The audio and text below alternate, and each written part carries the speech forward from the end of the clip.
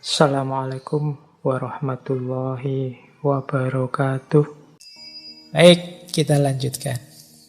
Nah, inilah 5 prinsip pendidikan yang ingin dikembangkan oleh Tagore. Yang pertama, freedom. Yang kedua, harmony. Yang ketiga, active communication with man and nature. Yang keempat, creative self-expression. Dan yang kelima, internationalism. Jadi beliau fokus pada 5 nilai ini. Jadi Rabindranath Tagore ini ingin pendidikan yang membebaskan, freedom. Ini boleh diurai, dibaca ketika kita dulu bahas misalnya Paulo Freire. Prinsipnya sama, pendidikan yang membebaskan. Atau hari ini di Indonesia baru rame-ramenya kurikulum Merdeka Belajar. Jadi semoga teman-teman tidak memaknainya Merdeka Belajar itu sinau sak karepku, gak sinau sak karepku.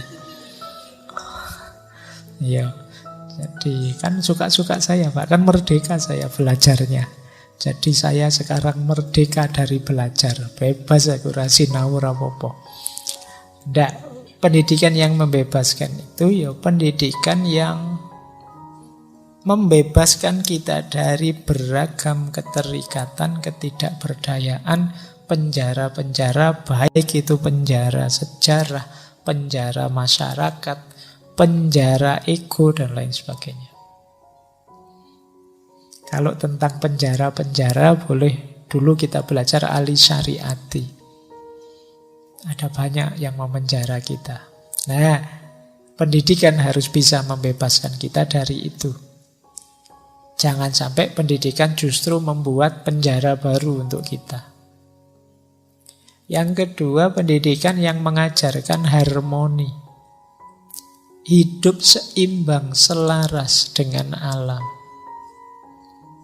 Jadi agak berbeda dengan paradigma tertentu dalam pendidikan barat yang memposisikan manusia jadi puncaknya hierarki makhluk. Tapi di sini kita diposisikan setara. Kerusakan kita, kekacauan kita akan berefek pada yang di sekitar kita. Maka ayo menjaga ritme, menjaga harmoni kita dengan sekeliling kita. Yang ketiga, ini menarik, active communication with man and nature. Aktif berdialog, berdialektika. Ini lanjutannya harmoni tadi. Kalau harmoni itu konotasinya adalah menjaga keseimbangan. Kalau ini aktif berdialog, berdialektika untuk tumbuh bersama. Gimana kita bisa meningkat tambah baik? Gimana kita bisa meningkat tambah unggul? Kita bisa meningkat tambah benar. Dan itu perlu active communication. Komunikasi aktif itu mengasumsikan kita saling memahami, saling mendukung, saling membantu, saling menguatkan. Jadi melahirkan orang-orang yang terbuka, bukan orang-orang yang egois, yang hanya mengejar senangnya sendiri atau enaknya sendiri. Yang keempat, creative self-expression. Ekspresi diri yang kreatif, tidak monoton. Jadi kita menggembleng diri kita sampai ke level kita percaya diri untuk menampilkan diriku. Nah, kalau teman-teman mungkin ada yang minder, ada yang malu-malu mengekspresikan dirinya, semoga ada sistem pendidikan yang membuat kita percaya diri. Berani mengekspresikan diri. Kadang-kadang kita, seperti dulu saya bilang tidak saja tidak berani kita. Bilang tidak suka, tidak berani. Menyatakan keinginan tidak berani. Kalau ditanya apa-apa, saya ikut saja lah Pak. Sebagian besar begitu. Saya sering sekali ada yang ngundang saya, terus Temanya apa? Temanya terserah Bapak saja. Jadi temanya terserah saja. Itu berarti saya ngomong apa saja boleh. Apa sana tidak ada keinginan? Ya mungkin ada, tapi ya menurut kami lebih baik Bapak saja yang milih. Itu tidak percaya diri. Jadi keinginannya sendiri tidak berani disuarakan. Banyak di antara kita mungkin masih begitu. Nah, semoga ada sistem pendidikan yang mengupgrade situasi ini. Kita lahir jadi orang percaya diri meskipun tetap tahu diri. Ya jangan hanya percaya diri tapi tidak tahu diri. Kepercayaan diri kita didasari kita tahu diri. Oh, kalau sampai level ini saya bisa lah, tapi lebih dari itu saya masih belum, masih belajar. Nah, jadi kita butuh orang-orang seperti ini. Dan yang terakhir, internasionalisme. Internasionalisme itu ya tadi terbuka untuk berdialog, bergaul, bekerja sama, saling membantu, saling menolong, saling mengisi.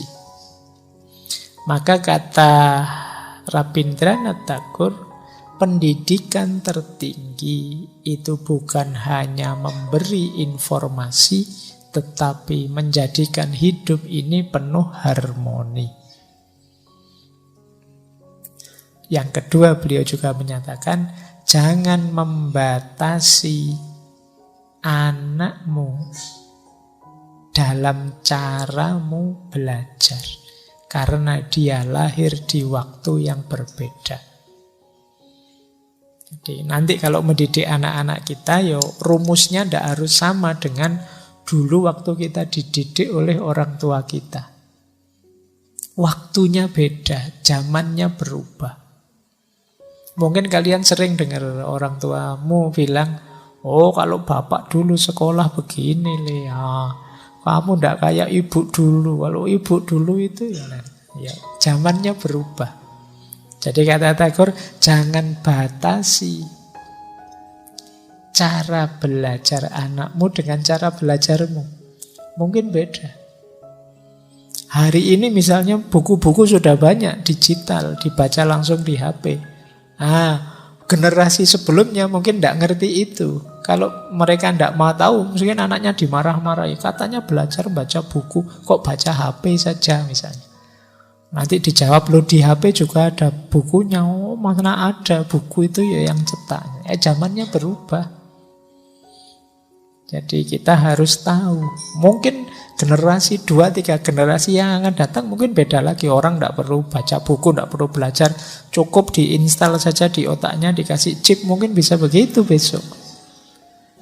Sekarang masih chat GPT, itu sudah pontang-panting kita. Bayangkan kalau besok sudah di otak kita diimplan apa yang nanti yang orang kaya bisa pakai 32 GB RAM-nya. Yang tidak punya duit ya nanti 2 GB atau 4 GB gitu RAM-nya. Jadi kalau ngobrol yang sini cepat, yang sana mikirnya lama ini. Ya tunggu, ini masih loading, ini masih ya. Mungkin besok begitu situasinya berubah. Jadi kita tidak bisa kaku dengan cara belajar zaman kita. Zaman ini mungkin sudah ganti. Zaman yang akan datang ganti lagi. Nanti diingat-ingat mungkin kalian yang mahasiswa besok, cucumu nanti situasinya akan sangat berbeda dengan sekarang.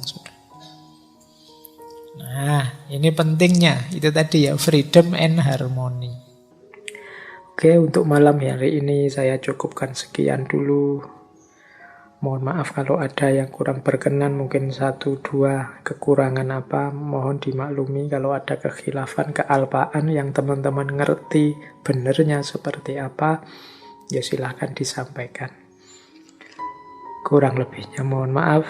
Wallahul muwaffiq, wallahu a'lam bissawab.